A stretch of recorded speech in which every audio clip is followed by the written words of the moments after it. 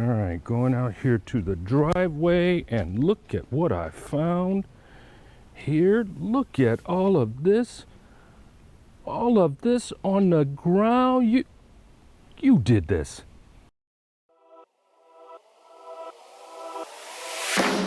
I just finished swapping the engine in my SUV 3 weeks ago or so. The car's running great, everything is fine.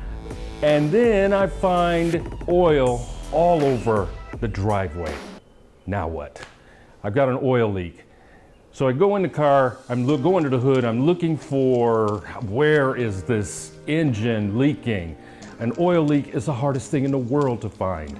So I'm just gonna take it over to Firestone, ask them to take a look at it, see if they can find the source of this leak. Maybe find out what it's gonna cost to fix it. But we'll see.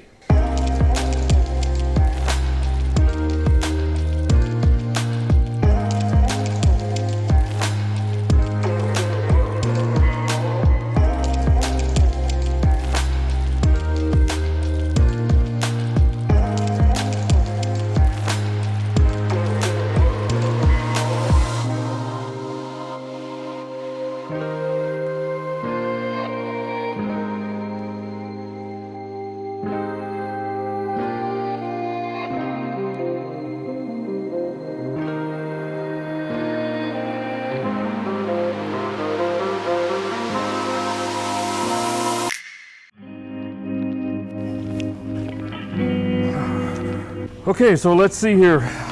$2,041.23 to fix a leak in the front cover.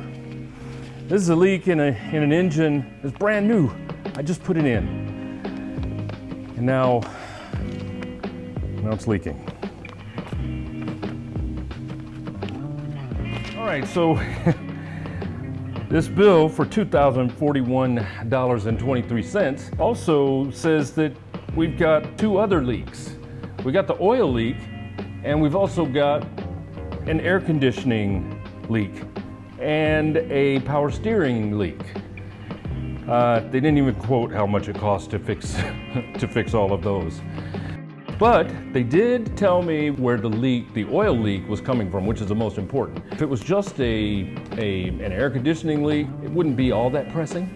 Or if it was a power steering leak, which I think it had before, honestly, that wouldn't be as huge a deal. It was fairly slow leak. But this oil leak, it is spilling oil all over the driveway. It's terrible. I've got to put oil in the car like every week and a half or so. Plus, yeah, this is our family car, so it's got to be fixed. But $2,000, and they said that to fix it, they're going to have to remove the engine, and that's because of this thing. This is from the old engine that I swapped out. This is the engine front cover. This thing right here is the water pump. The reason I have an engine front cover here is because I had to buy a new one. There was something wrong with this one, and it doesn't really matter what it was, but what I want to show you is when you put an engine front cover, replace the engine front cover, there's some little grooves right here, if you can see those. You're supposed to fill those with gasket maker. And the gasket maker comes in a tube, which I wish I had right now and I could show you, but you're supposed to fill it in with like 3 millimeters, fill it up to 3 millimeters. And when I did it, it was the first time ever that I'd ever done anything like this. The first time I ever swapped an engine. So I filled in all of the spots, but it could be that when I filled it in, I didn't fill it in quite, I don't know, right. So what I'm thinking is that since this is the part that is leaking, that I didn't get enough gasket maker on that engine front cover. So what they're saying is to put new engine gasket maker on on that front cover, they've got to remove the engine, and that's what makes it so expensive. And for the air conditioning, they want to replace the air conditioning condenser. Now that thing sits behind the front bumper, not just like the bumper cover, but the front bumper. So you have to remove the entire bumper assembly to get at that thing. That's actually a big job as well. And then there's the rack and pinion, which needs to be replaced. That thing, to replace it, you've got to unbolt and lower the engine, so it makes it a big job. So now we've got these 3 massive jobs that, and like I said, they didn't even quote me for what it would take to fix the front cover. And removing that engine again is, that just is not something it's just not something I want to do. So there is a way that I could fix the oil leak without taking the engine out. I looked it up, and people do change the timing chain in this car without removing the engine. You've got to remove a lot of parts. Essentially, you've got to take everything out, all of the moving parts off of the engine, the alternator, just everything. Got to take it all off. I could do that. It's a huge job. It leaves all the bolts are hard to get to. It's a very difficult job. Then on the power steering, on the rack and pinion, to fix the power steering leak, you need to unbolt the engine cradle and lower that. You don't have to unhook any of the electrical or any of that stuff, but you do have to lower the engine cradle. So that is a huge job.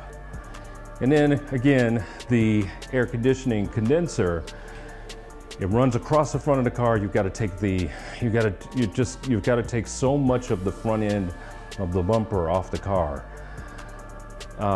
All of this so I can avoid removing that engine from the car. Yeah. I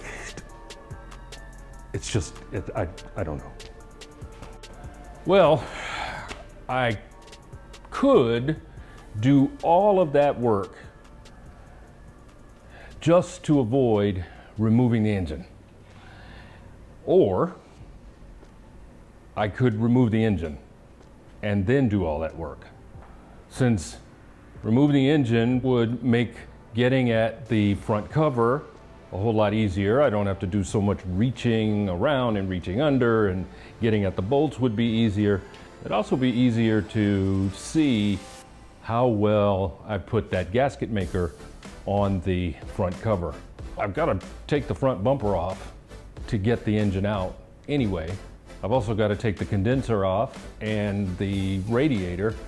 So all of that stuff has got to come off just to take the engine out. And since I've got to replace some of that stuff anyway, that would be a plus. Then there's that rack and pinion, which once the engine comes out, the rack and pinion is right there in the engine cradle. And so I could just remove that and replace it while the engine is out.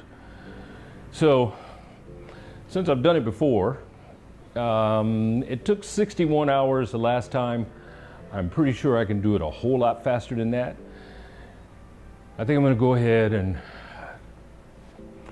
pull the engine out and do all of this work with the engine removed, put it back in. So looks like I'm going to be removing the engine again right here in my tiny 2-car garage. I'm going to record the whole thing, but I've also recorded the first time I did it, turned it into an instructional course, indexed everything, beautiful video, great sound, everything. Visit me on bigred.media to find the video, find the course, and check us out. Also, check us out on TikTok at Big Red Media and on Instagram at Big Red Media. That's it for today. We'll see you next time.